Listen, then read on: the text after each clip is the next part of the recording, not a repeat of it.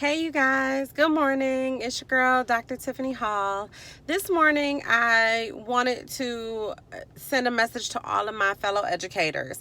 Yes, here in Georgia, in some counties, they are already back to school. It's crazy. It is very difficult to get adjusted to as a teacher coming from Michigan, where school didn't start back until after Labor Day, to come to Georgia and then school starts back at the end of July. Yes, we get out earlier, but still, it is like you're all over the place. Like, part of me is like, it's still summertime, and the other part is like, well, but it's time to go back to work and it's time for the kids to go back to school. So, I meant to do a video a long time ago, but a video that was sent to me the other day made me remember that this is something that I wanted to say.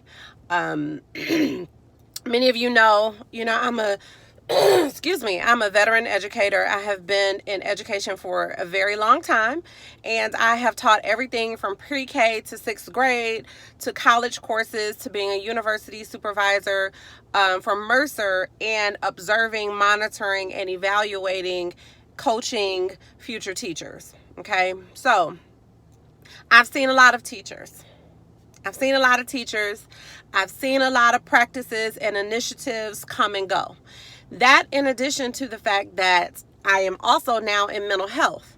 So I see our children at the point of exhaustion, at the point of sadness, at the point of depression, at the point of being committed to a mental institution because things are not going right at home. Things are not going right at school.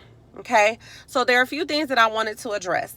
Number one, the number one trigger that I hear from adolescents who have been committed to the mental hospital is yelling. Yelling. Nobody likes to be yelled at. Please remember that, you guys. Please remember that. I know. I told y'all I've been a teacher. I have taught every grade. I have been in some inner city schools. I have been in some middle schools where they have said some very inappropriate things to me, where you have said, sit down, sit down, sit down, sit down over and over again, and you get to the point where you want to yell and sometimes you want to cuss. Been there, done that. So I am by no means judging you. All I am saying is, when you know better, do better. And be a little bit more cognizant of how you talk to students. I have always tried to be in my classroom and be the teacher that I would want my kids to have. Think about that. So those of you with kids, would you want your child in your classroom? If the answer is no, then you need to switch some stuff up. Switch some stuff up. So number one trigger is yelling. Stop yelling at the babies. I have been in some schools where it's almost like teachers yell while I'm walking down the hallway to show that you have classroom management. Classroom management does not mean that you yell all the time. Absolutely not. One of the most powerful teachers that I know, shout out to Keisha Starks, little pint size, barely made it, 4'11", had absolute class control, and I have never heard her yell. I have been in buildings where that is all you hear, and you are stomping out these kids' spirits. That's what you're doing. I'm gonna just tell you the truth. So stop yelling. Put yourself in timeout. Put yourself in timeout. If you feel like you're about to yell, turn the lights off. That works. That's a de-escalation technique. Turn the lights off. It usually brings the energy down. And then you go sit down for a minute. Or you ask one of your colleagues to watch your class. Or you take that student or those students who are causing you to feel this way and you use them. That's another thing. One of the most important things that a teacher can do is build rapport with their students. One thing that I always did was I had lunch with my kids. The first couple of weeks of school, I put everybody's name in a little baggie and I pulled names. And y'all should see the kids waiting. Oh, am I going to get to have lunch with you today? Am I going to get to have lunch with you today? They love it.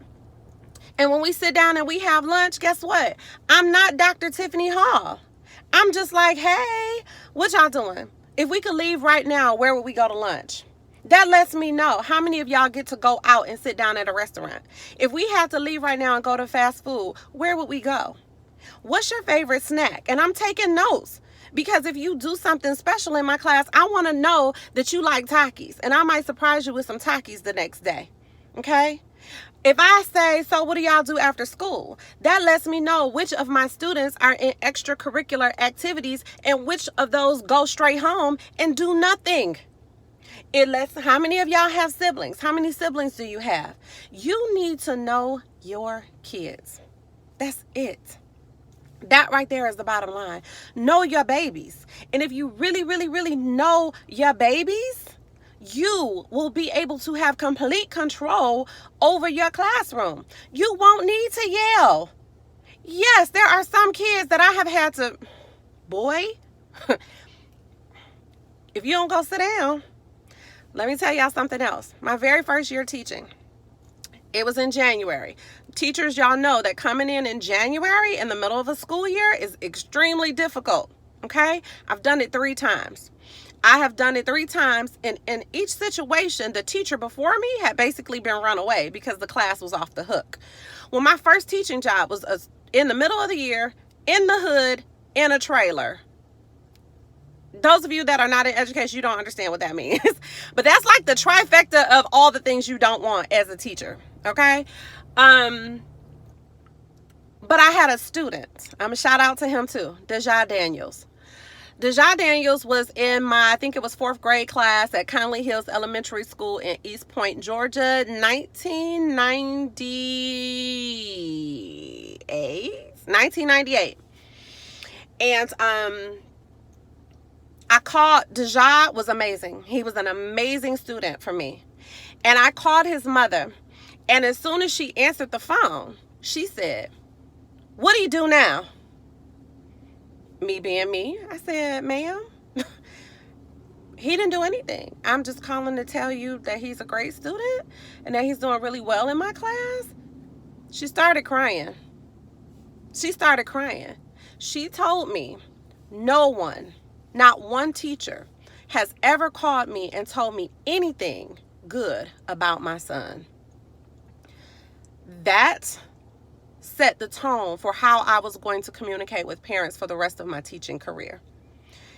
My very first phone call, my very first text message, my very first email, my very first communication with you about your child is going to be something good. Every child has something good in them. And if y'all can't see that, you don't need to teach. You don't need to teach. Call these parents. Text them. Nowadays, you can just text. I get my parents' phone numbers and put them in my phone. Because if you acting a fool, you want me to call your mama? You want me to call your daddy? You know, it's just a text message away. That's what you want me to do today? But I've already established rapport. Number 1 with my students, and number 1 with my parents. Number 2 with my parents. My parents know if Dr. Hall is calling me or sending me a text, that means that you push the envelope way too far, because I know that she will handle you. I know that she will take care of you. I know that she loves you, and I know that she has high expectations for you. And I know that if she has reached out to me, you have gone too far. You have to get your students and your parents on your side. They are not the enemy. Your parents are not your enemy. Set a level of expectation for your parents. I promise you, they will rise to your expectation. Doesn't matter if you're in an inner city school. Doesn't matter if you're in a Title I school. Doesn't matter if your school has low parental involvement. There are parents that want to be involved, and they are not involved because teachers make them feel unwelcome, or because they have a lot going on themselves and they just need a teacher that is good at communication. Okay? There are so many apps out there that make it easy for you to communicate with parents. Your telephone is one of them. Just send a text message.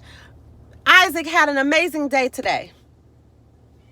We need sanitizer for the classroom. Those parents will help you. I promise y'all they will help you. Okay, so I said number 1 trigger is yelling. No yelling this school year.